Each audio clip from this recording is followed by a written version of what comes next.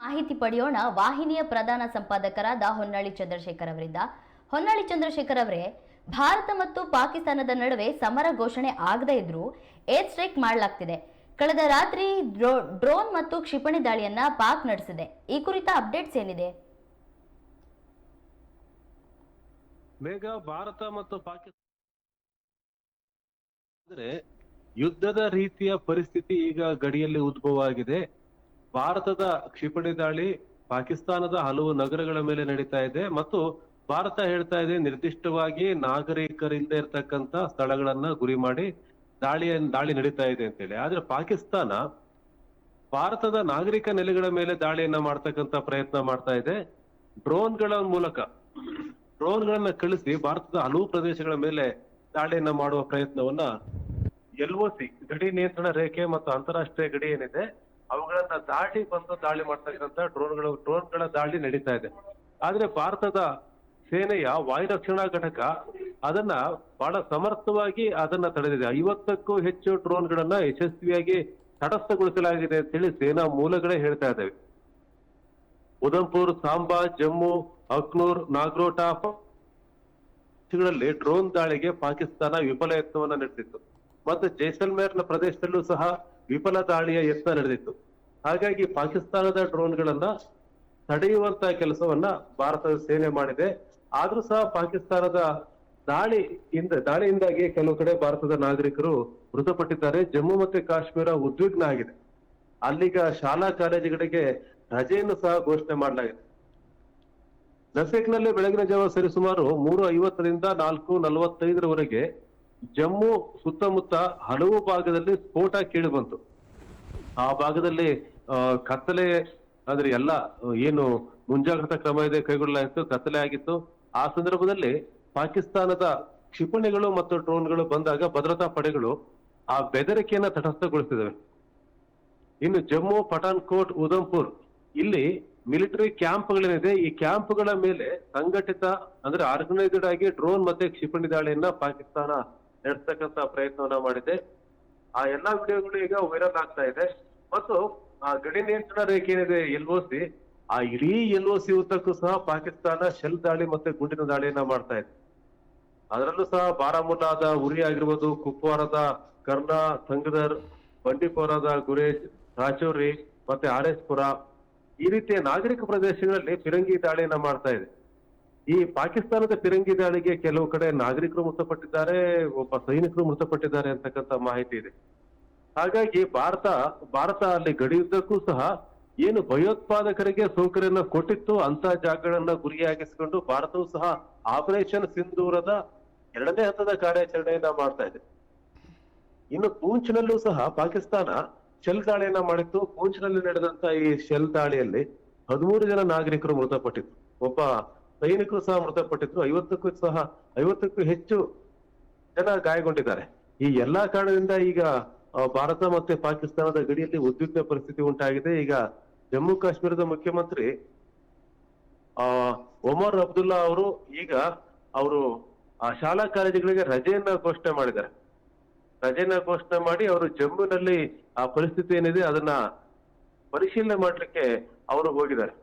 ಹಾಗಾಗಿ ಈಗ ಭಾರತ ಮತ್ತೆ ಪಾಕಿಸ್ತಾನದ ಆ ಗಡಿಗಳಲ್ಲಿ ಒಂದ್ ರೀತಿ ಉದ್ವಿಗ್ನತೆ ಕಂಡು ಬಂದಿದೆ.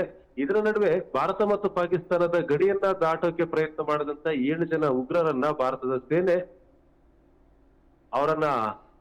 ಅವರನ್ನ ವಶಕ್ಕೆ ಪಡೆದಿದೆ. ಅವ್ರ ಮೇಲೆ ಗುಂಡಿನ ದಾಳಿಯನ್ನ ಮಾಡಿದೆ ಮತ್ತು ಈ ಉಗ್ರರು ಈ ಭಾರತದ ಗಡಿಯನ್ನ ಪ್ರವೇಶ ಮಾಡ್ಲಿಕ್ಕೆ ಪಾಕಿಸ್ತಾನದ ರೇಂಜರ್ಸ್ಗಳು ಅವರಿಗೆ ಬೆಂಬಲ ಮಾಡ್ತಾ ಇದ್ರು ಅಂತ ಗೊತ್ತಾಗಿ ರೇಂಜರ್ಸ್ ಇದ್ದ ಕಡೆನೂ ಸಹ ಭಾರತ ಗುಂಡಿನ ದಾಳಿಯನ್ನ ಮಾಡಿದೆ. ಅಲ್ಲಿ ಬಾರ್ಡರ್ ಸೆಕ್ಯೂರಿಟಿ ಫೋರ್ಸ್ ಏನಿದೆ, ಗಡಿ ಭದ್ರತಾ ಪಡೆ, ಅವರು ಗುಂಡಿನ ದಾಳಿಯನ್ನ ಮಾಡಿದ್ದಾರೆ.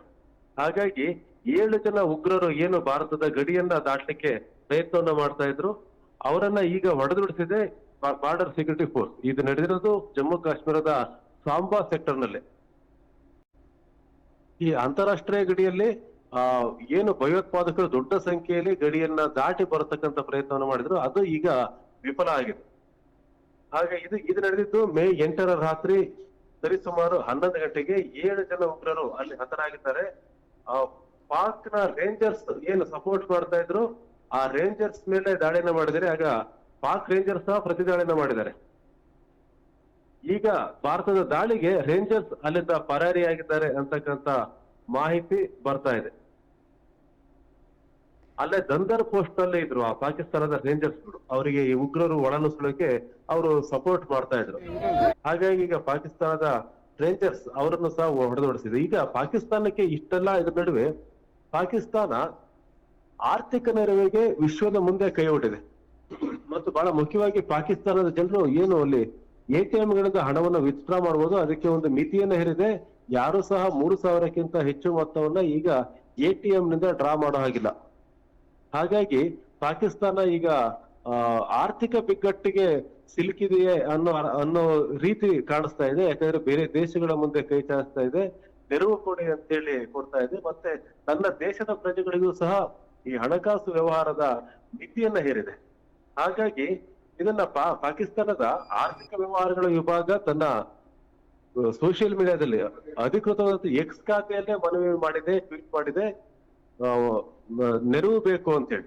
Economic affairs division government of Pakistan ವಿಶ್ವದ ಮುಂದೆ ಕೈಯೊಡ್ಡಿದೆ, ನೆರವನ್ನು ಕೊಡಿ ಅಂತ ಹೇಳಿ ಒಂದು ಕೋರಿಕೆಯನ್ನ ಸಲ್ಲಿಸಿದೆ. ಹಾಗಾಗಿ ಪಾಕಿಸ್ತಾನದ ಆರ್ಥಿಕ ಸ್ಥಿತಿ ದುಸ್ತರ ಆಗ್ತಿದೆ ಅಂತ ಹೇಳ್ಬೋದು. ಮತ್ತೆ ಇನ್ನೊಂದು ಕಡೆ ಅರೇಬಿಯನ್ ಸಮುದ್ರದಿಂದ ಕರಾಚಿ ಬಂದರಿನ ಮೇಲೆ ಭಾರತದ ದಾಳಿಯಾಗಿದೆ. ಆ ಕರಾಚಿ ಬಂದರು ಮತ್ತೆ ಲಾಹೋರ್ ಪಟ್ಟಣದ ಮೇಲೆ ದಾಳಿ ನಡೆದಿದೆ, ಭಾರತದ ಕ್ಷಿಪಣಿ ದಾಳಿ. ಆ ಪಟ್ಟಣಗಳ ಬಹಳಷ್ಟು ಅಲ್ಲಿ ಪಾಕಿಸ್ತಾನಕ್ಕೆ ನಷ್ಟ ಉಂಟಾಗಿದೆ. ಆ ಕರಾಚಿಯ ಬಂದರು ಏನಿದೆ, ಬಂದರು ಈಗ ಹಾನಿಗೊಳಗಾಗಿದೆ. ಮತ್ತೆ ಈಗ ವಾಯುಪ್ರದೇಶದಲ್ಲಿ ಯಾವುದೇ ವಿಮಾನಗಳ ಓಡಾಟ ಇಲ್ಲ. ಈಗ ಬಂದರು ಸಹ ಹಾನಿಗೊಳಗಾಗಿದೆ. ಹಾಗಾಗಿ ಪಾಕಿಸ್ತಾನಕ್ಕೆ ಭಾರಿ ನಷ್ಟವನ್ನ ಈ ಪೆಹಲ್ಗಾಂವ್ನಲ್ಲಿ ಆದಂತ ಉಗ್ರರ ಕೃತ್ಯಕ್ಕೆ ಪ್ರತೀಕಾರವಾಗಿ ಈ ಭಾರತದ ಸೇನೆ ಈಗ ಕೈಗೊಂಡಿದೆ. ಅಲ್ಲಿ ಪಠಾನ್ಕೋಟ್ ನಲ್ಲಿ ಶೆಲ್ ದಾಳಿ ಮತ್ತೆ ಜೈಸಲ್ಮೇರ್ ಡ್ರೋನ್ ದಾಳಿಗೆ ಪ್ರಯತ್ನ ಮಾಡಿತ್ತು. ಅವುಗಳನ್ನ ತಡೆಯುವಲ್ಲೂ ಸಹ ಭಾರತ ಈಗ ಯಶಸ್ವಿಯಾಗಿದೆ. ಹಾಗಾಗಿ ಪಾಕಿಸ್ತಾನ ನಿರಂತರವಾಗಿ ಸರಣಿ ಕ್ಷಿಪಣಿ ದಾಳಿಗಳನ್ನ, ಡ್ರೋನ್ ದಾಳಿಗಳನ್ನ ಮಾಡ್ತಕ್ಕಂಥ ಪ್ರಯತ್ನವನ್ನ ಮಾಡಿದ್ರು ಸಹ ಅವುಗಳನ್ನ ತಡೆಗಟ್ಟುವಂತ ಕೆಲಸ ಭಾರತದ ಸೇನೆಯಿಂದ ಸಮರ್ಥವಾಗಿ ಆಗ್ತಾ ಇದೆ.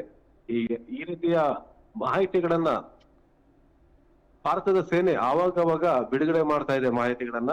ಮತ್ತೆ ಇನ್ನೊಂದು ಕಡೆ ರಕ್ಷಣಾ ಸಚಿವರು ಮೂರೂ ಸೇನೆಗಳ ಮುಖ್ಯಸ್ಥರ ಜೊತೆಗೆ ಒಂದು ಮಹತ್ವದ ಸಭೆಯನ್ನ ಮಾಡಿದ್ದಾರೆ. ಆ ನಂತರ ಮಾಧ್ಯಮಗಳಿಗೆ ಮಾಹಿತಿಯನ್ನು ಕೊಡಬೇಕಾಗಿತ್ತು, ಆದ್ರೆ ಆ ಪತ್ರಿಕಾಗೋಷ್ಠಿಯನ್ನ ರದ್ದು ಮಾಡಲಾಗಿದೆ. ಆದ್ರೆ ಎಲ್ಲಾ ರೀತಿಯಾದಂತ ನಾಗರಿಕರ ರಕ್ಷಣೆಗೆ ಬೇಕಾದಂತ ಎಲ್ಲಾ ರೀತಿಯಾದಂತ ಅಗತ್ಯ ಕ್ರಮಗಳನ್ನ ಭಾರತ ಸೇನೆ ಕೈಗೊಂಡಿದೆ. ಮತ್ತೆ ಪಾಕಿಸ್ತಾನದ ಕ್ಷಿಪಣಿ ದಾಳಿ ಮತ್ತೆ ಶೆಲ್ ದಾಳಿ ಮತ್ತೆ ಡ್ರೋನ್ ದಾಳಿಗಳೇನಿದೆ ಇದನ್ನ ತಡೆಯುವಂತ ಸಮರ್ಥ ಪ್ರಯತ್ನವನ್ನ ಭಾರತದ ಸೇನೆ ಮಾಡಿದೆ ಅಂತಾನೆ ಹೇಳ್ಬೋದು. ಬೇಗ ಭಾರತದಲ್ಲೂ ಸಹ ರಕ್ಷಣಾ ಸಚಿವರು ಮೀಟಿಂಗ್ ನಡೆಸಿದ್ದಾರೆ.